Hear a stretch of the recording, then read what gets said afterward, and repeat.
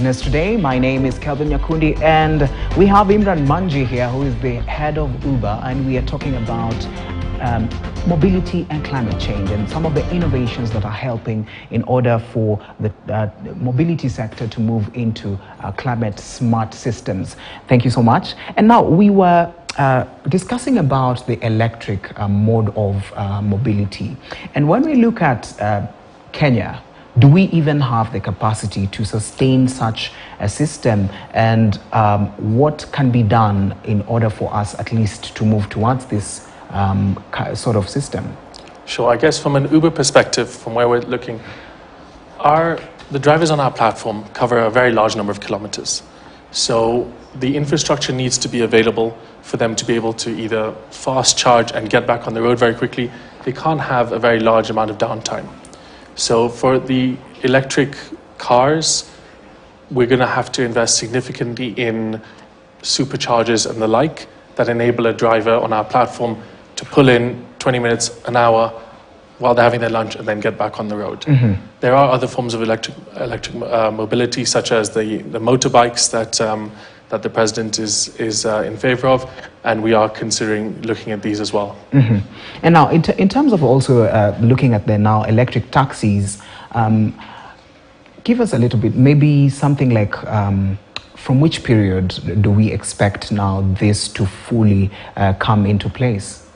I think that's a hard question to answer. Mm-hmm. I think the adjustment of the tariffs that were published a couple of months ago helped significantly, because it means those that are charging with electric vehicles overnight have a substantially lower rate mm-hmm. on the grid than they would in the middle of the day, and it's fantastic in terms of grid balancing. But as I mentioned, we are still quite a way away from having the densification of charging network required in order to have a seamless experience that's comparable to a petrol or diesel-powered car. Mm-hmm. We can pull in every couple of kilometers as a petrol station. All right. And for example, for a city like Nairobi, when we have, let us say, for example, we have just electric taxis around, Ubers around, how many charging points would really work for a place like a city like Nairobi within even the city? It would need to be, I'm sure, well into the hundreds, maybe. Maybe I don't know, mm-hmm. but I would estimate maybe 100, because if you think about the time to charge a supercharger, if it's taking an hour to charge, how many individual bays, that's going to be a huge consideration. Yes. But you have thousands of vehicles that are going to need to charge every day. So we can look at the capacity like that and then work it out, but it's going to be a sizable investment. All right. Thank you so much, Imran, for that. Also, now let's move on and look at safety, because when it comes to taxis, when it comes to Uber, most of Kenyans, I would say, or most of the people would really, really be careful, especially during the time of the day, especially at night, to book, maybe to not even booking, just taking an Uber. What are you doing in terms of safety? Because many a times we usually hear about stories of kidnappings, of very violence going on, especially when it comes to the wee hours of the night. So just tell us about safety and what is being done towards this. Sure. So I think the story that you're referring to was a few weeks ago, which was an incident on a different platform. Mm-hmm. I think the majority of the people that use ride-hailing know that Uber is the safest platform. Safety is our priority in everything we do. We have the tightest restrictions for drivers to come onto the platform. We have the tightest vehicle restrictions, and we have the tightest community guidelines and policing of these guidelines to ensure that the platform is as safe as possible. So, for example, every driver that's on the Uber platform has a good conduct certificate and gets a background check by a private third-party company before they're allowed on the platform. Mm-hmm. Every vehicle is inspected not just by NTSA, but by private background companies that inspect the vehicle.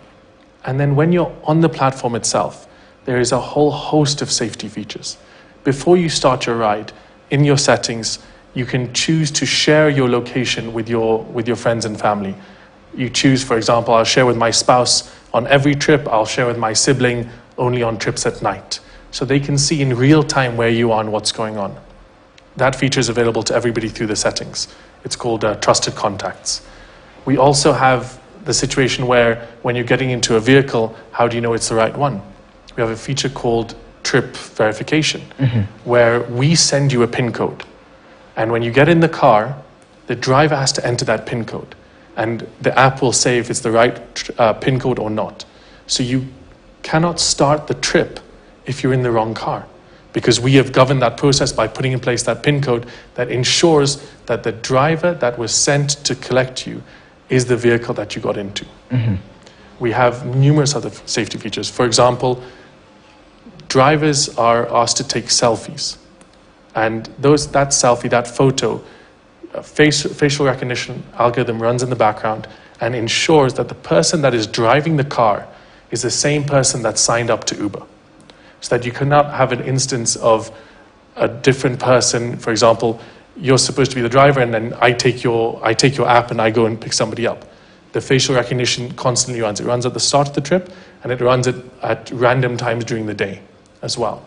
And then when you're on the trip itself, we have a blue emergency button. If you press that emergency button, 24/7, there's emergency services available to you. We can dispatch security services, we can dispatch ambulance, medical services, or even tow trucks. For the driver who has a puncture in a bad part of town, we can dispatch a tow truck to them. So that safety button is fantastic. And sometimes, it's hard if God forbid, there is a bad situation, will you remember it? The app will automatically pick up if you have stopped in a place where we would expect the traffic to flow. 9 times out of 10, it's unexpected traffic, maybe an accident. But the app will surface the safety features and ask you, are you okay? Do you need emergency assistance? So we have layer upon layer of safety features to ensure the safest possible experience for all drivers and passengers on our platform. Right, also very well explained. Now, let's move on to zero emissions. When it comes to trying to make sure that at least you're moving to the green side of, we usually call it green economy, what are some of the things that you're doing? Because that is where we are going, because we've been experiencing very, very severe amounts of weather patterns. So therefore, with regards to zero emissions, what is it that you're trying to do in order to just embrace this? Sure. So for example, Uber has a partnership with Hertz globally, the rental car company, and with Tesla. So a driver on our platform is able to rent a Tesla through a partnership with Hertz so that they're now driving a zero emission vehicle on our platform. We have priority recharging stations with a partnership with BP in certain countries as well. So we have numerous global partnerships and endeavors to assist the transition towards zero emission mobility. All right, and also as we are nearing the end, let us look at also trying to spread it across the larger Africa and the partnerships that you have within Africa and trying to push the green movement forward. What are we looking at in terms of partnering with, because in East Africa now, it's Kenya, Uganda, and Tanzania.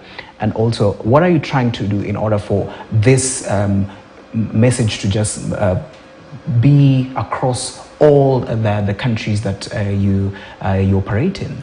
Sure. So last year we partnered with an organization called Go Green Africa, which again is aiming to promote green mobility within the continent. And we were also a very integral part of Formula E in Cape Town, which is electric motorsport. So across the continent, we're pushing electric mobility. All right, and finally, even as we come to a close, after 1 year, for example, we've embraced the electric form of transport, and we are now looking forward to maybe moving to another form of this kind. What is it that is going to stand out when it comes to trying to make sure that the taxi sector is embracing, trying to make sure that the environment is safe? I think those partnerships that we mentioned, partnerships with manufacturers of electric vehicles, partnerships with financiers who can then help drivers afford those vehicles, because typically there will be a slightly higher capital cost for an electric vehicle, and then there are savings on the back end. So I think partnerships and investment from the private sector, supportive regulations from the public sector, they can all come together and help us as a country move towards electric mobility. Right, thank you so much for joining us on Business Today. That is Imran Manji, who is the head of Uber in East Africa.